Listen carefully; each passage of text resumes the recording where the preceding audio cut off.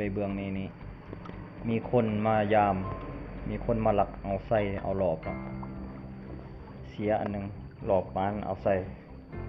ยังเหลือสีดังไปดุนว่าสิถือจักลังเนาะ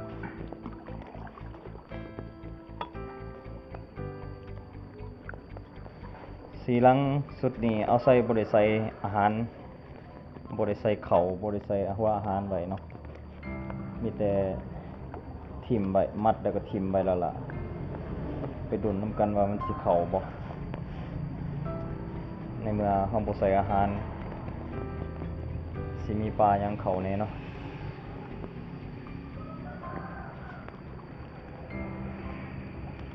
น้ำก็สิเขียวพี่น้องน้ำเขียวเลิกปลาในนี้ก็สิมีหลายชนิดที่เอามาปล่อยเนาะเป็นเขื่อน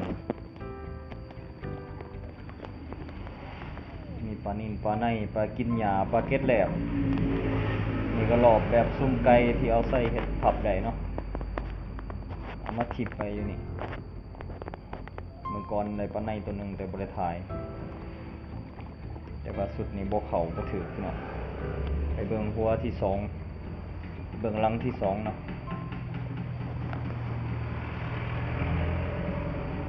ทิ่มไว้บนลึกๆนี่พี่น้องบางเทื่อก็เข้าบางเทื่อก็บ่เข้าสู่บนตื่นบ่ได้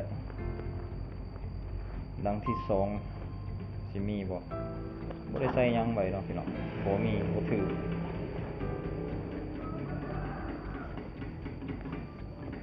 หลังที่2บ่ถือ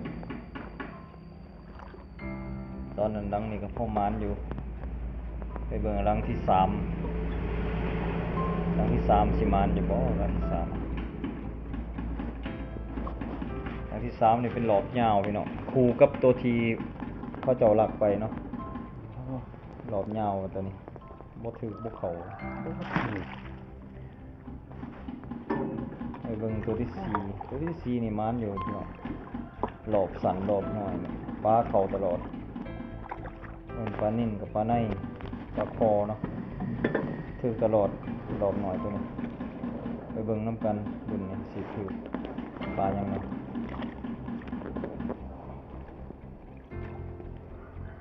ตัวนี้สั่นๆเนาะ